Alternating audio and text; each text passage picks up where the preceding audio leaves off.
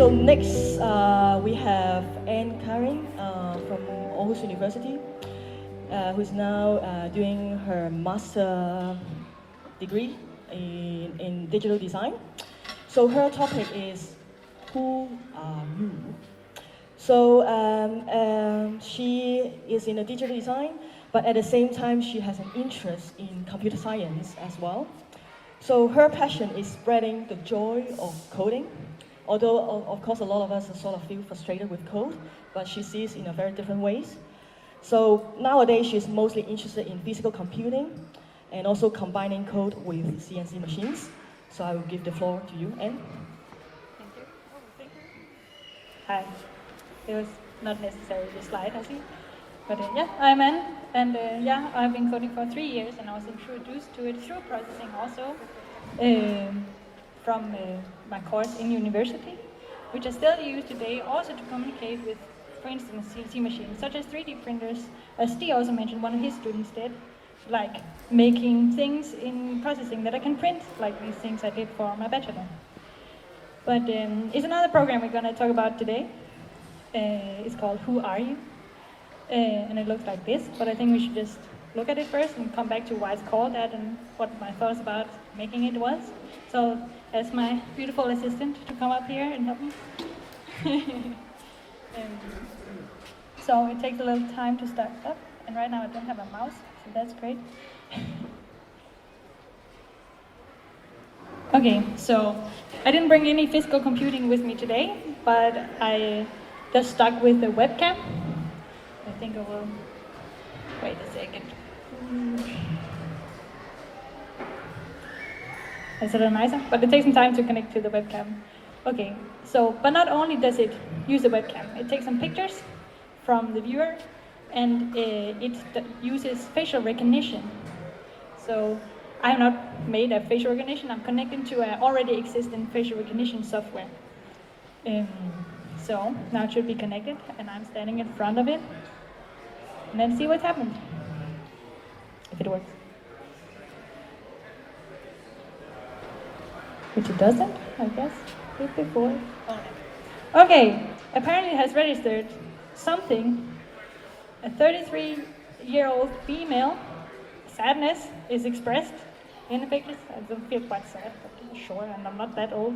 Maybe it's a bad day for me, I don't know. And maybe more people can become also.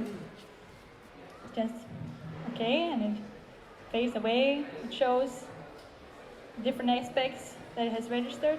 We don't really see the picture of us though. Where are we in this? We just see that it registers that we are here. Perfect, yes, that's exactly who we are. Just neutral. Okay, thank you very much.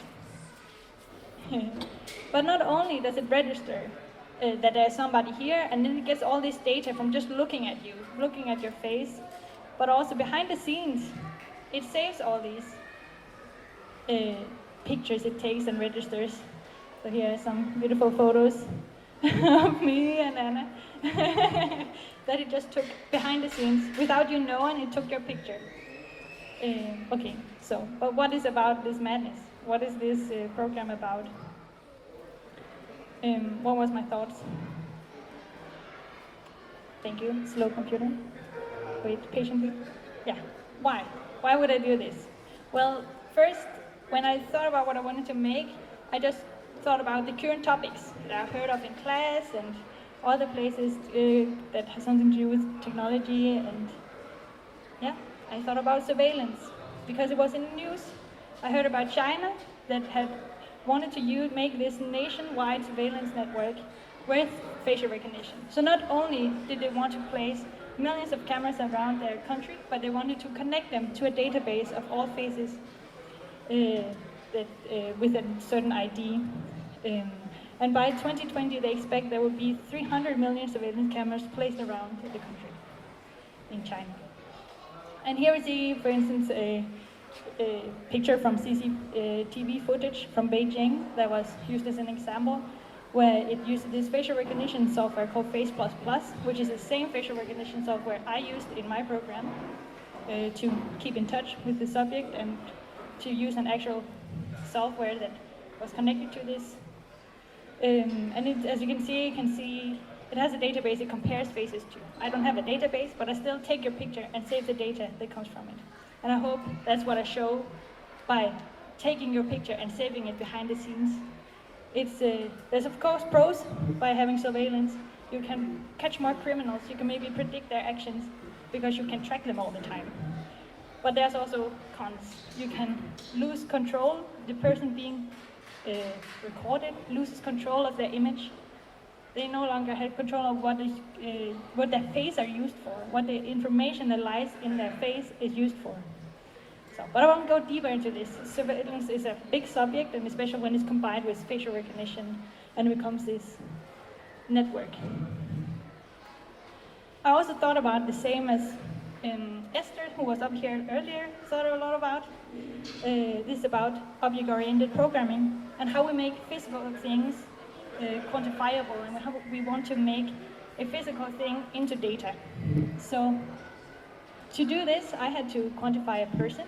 What is a person?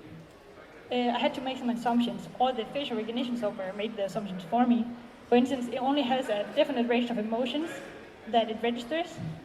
It's these 6, I think, and one of them is neutral, if that's an emotion, I guess. And it's also, for instance, it's only gender binary. You can only be male or female, which is not a belief I am very believing in. And then from my courses in computer science that I've also taken, I learned a lot about it. It's important to do abstractions because you cannot cover all aspects. So when the physical becomes quantifiable, you only need the necessary parts, and you can abstract them, reduce a human to a few variables, and then put them aside. This is what my class was like in a person. I only needed these emotions. I needed age and gender, and I needed to know where the face was with coordinates on the picture. So that's what a person is in my program. And not all these are variables. And the thing about variables is they vary, they change. So I have a little quote for you from Alice in Wonderland. "Who are you?" said the caterpillar. "This was not an encouraging opening for a conversation," Alice replied rather shyly. I hardly know, sir, just at present. At least I know who I was when I got up this morning, but I think I must have changed several times since then." So, like the program that demands your picture, that demands to know information about you right at that exact moment, the caterpillar asks Alice who she is at right that exact moment. And Alice cannot answer this question because she's confused about herself, because she's going through changes. She's also a child, so she's growing up, a lot is happening. And as humans, we all change all the time. Pictures, like the camera takes, can capture us for that exact moment and freeze us in time, just shortly. But our emotions and our views and our appearance will change further after the picture has been taken. So not only is it hard to define and reduce a human to simple aspects, but all these aspects are also changing all the time. And that's why it was important in my program that it was continuously update this picture. It will not just take a picture of you and then be like, this is you, this is defined by you, and you are nothing more than this. It will keep changing as your emotions change, as you look younger or older, whether you're that or not, it's just how you look right now. So, okay, but so this is more kind of my thought process. This is the kind of inspirations I have through the coding. I have this cultural maybe issue that I want to focus on. I have fairy tales, which I like to read and are inspired by, and that's where the name comes from, and I get inspiration from there. So what coding to me is a way of self-expression. The ideas I have in my head and things that are not quite clear. I'm not a very visual person, but when I code it out and see it visually so easily, especially through processing that can so easily show me a visual picture, it helps me think through this and communicate it both to myself and also to others, like I stand here today and talk to you guys. That's what it's also for, commuting my thoughts and views to you and sharing it. I play a lot of music too, and sheet music is a way for us to have a common language and talk with each other when we play instruments. And I think coding works very much in the same way, where we can have a common language that we all can speak together and communicate and show our views and thoughts like we do today. And yeah, that's all I have. Thank you for listening to me.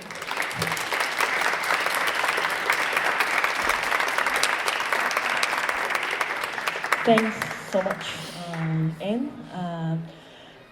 So just wondering whether there might be any questions, immediate questions from the audience.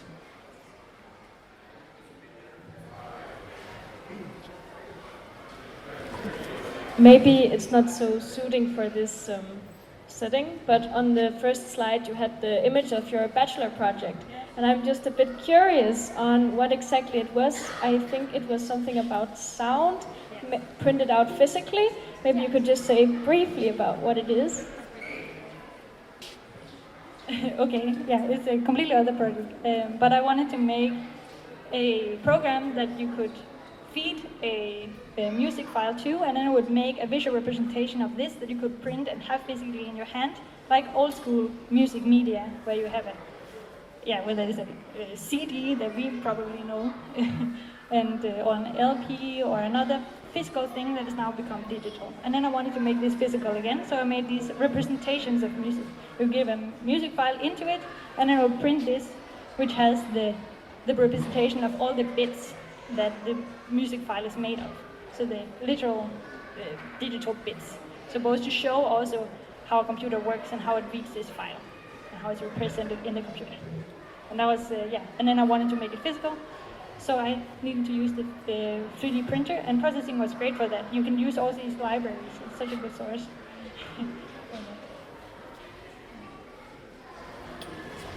So while we are waiting for next two speakers trying to setting up, give a final applause to Anne.